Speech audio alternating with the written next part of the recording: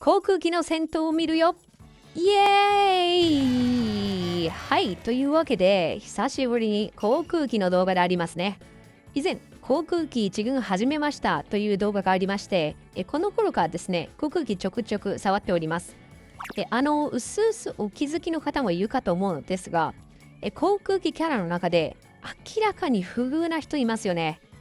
とはいえ実際にしばらく実戦で比較してなかったので、武装も揃ったこの時期に改めて部隊ごとの比較をしてみようかと思います。シーズン2以降の方には特に編成の参考になるかと思います。まずプレイヤー情報です。ゲームスタートが2024年2月の24日2と4ばっかりです。ドローン、ゴリラ、科学などはこんな感じです。一軍まだフル装備とはいきませんね。典型的な美課金飛行機って感じです。今回使うキャラの武装レベルです。ディーバとルシウスは武装レベルが30、スカイラー20、カーリー20、モリソン16。中途半端ですが、カーリーが本当に不遇かどうか確認するのにはちょうど良いでしょう。マーフィーが10、アダムが10、UR サラも使えますが彼女は武装はありません。編成に関してです。まずはよくあるフルの航空機編成。カーリーの位置は随時変更していこうと思います。続いて UR サラを編成したフルの飛行機です。火力が上がって短期決戦で強いかもなと思ってます。続いてマーフィー入りの航空機です。巷では最強の航空機と名高いです。私も普段はこの形を使っています。ずいぶん前にコメントで教えてもらってから、モリソンはずっと前配置で使ってます。モリソンに武装がない頃から前配置で使っていますが、対航空機でかなりいいパフォーマンスを発揮してくれます。続いてマーフィーではなくてアダムを編成した形です。航空機と戦う場合はもしかしたらこの形の方がいいかもなと思ってます。さて戦闘の比較に入りますが、航空機はスカイラーのスタンが上振れしすぎると戦闘結果に結構差が出ます。極力平均的な戦闘結果のものを持ってきました。まずは 1.5M 格下のロケランです。左と中はフル航空ですが配置が少し違います。右はマーフィーです。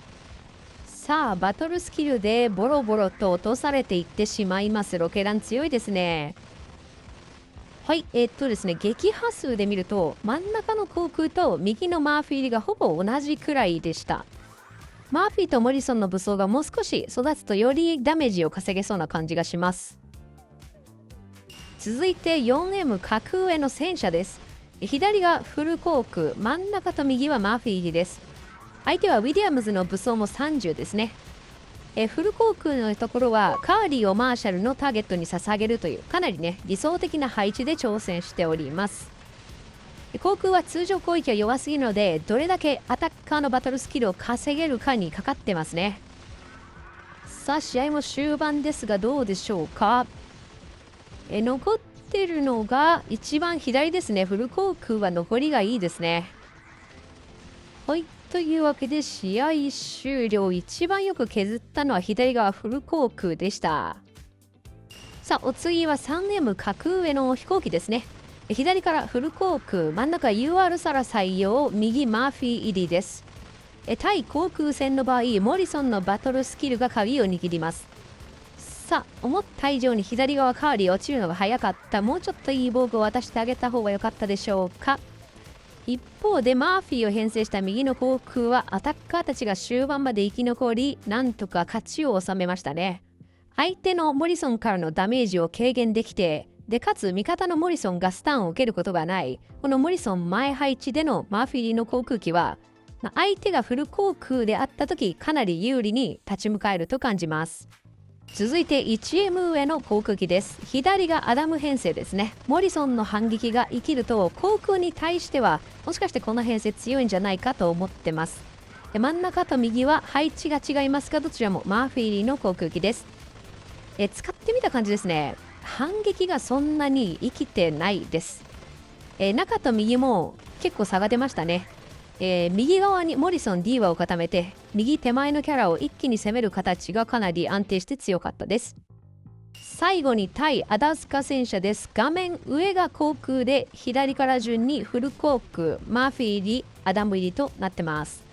アダスカ戦車相手は序盤に相手のアダムにスタンが入るほど勝ちやすくなります。逆に全く入らない場合、同格でも負けちゃったりします。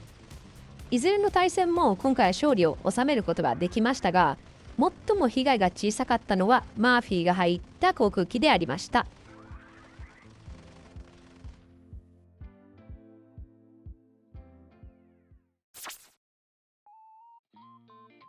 で、結局のところ、どんな編成がいいかという話ですが、やはりマーフィー入りの航空機はかなり安定感がありますね。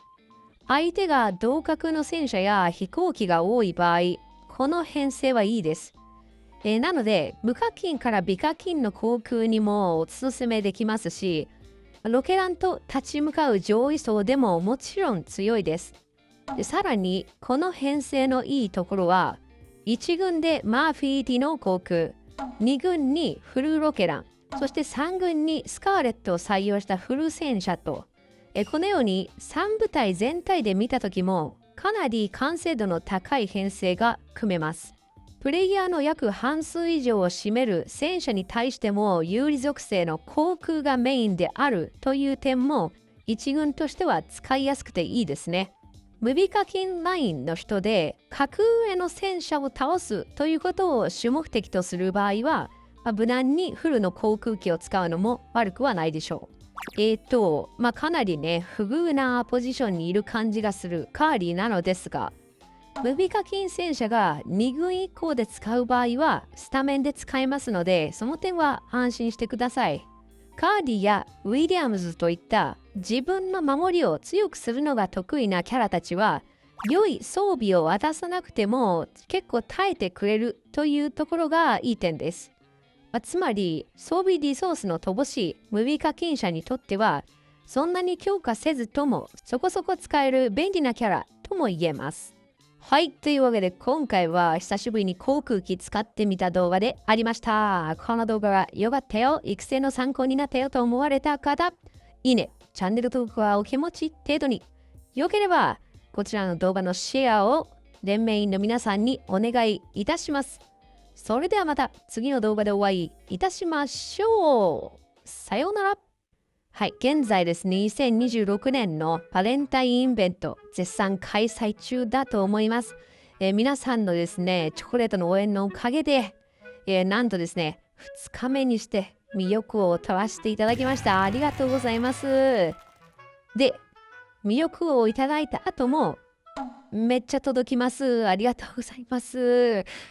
ではですね、私も魅力を取っちゃったので、お近くの身近なですね、仲間の方にですね、一つでも多くチョコレートをプレゼントしてあげていただいてもいいかなと感じております。ここね、この魅力ランキングでスーパースターとかにぐんと上がった時に、結構いい商品とかたくさんもらえるので、一人でも多くアイドルとか、スーパースターを生み出すっていう方向性に切り替えてもいいんじゃないかなと思います。もちろんいただいた分はありがたくね、ちょっと開封させていただいてますので、はい、もう衝撃的なぐらい溜まってしまったので、まとめてね、ちょっと今開封して見てます。もうすごいな、こんなに左下溜まったの初めてやな。はい。でね、まだここからもね、ここから受け取っていくのもすごいがかり。まだ上があるんか。来週は春節のログインイベントがあるみたいです。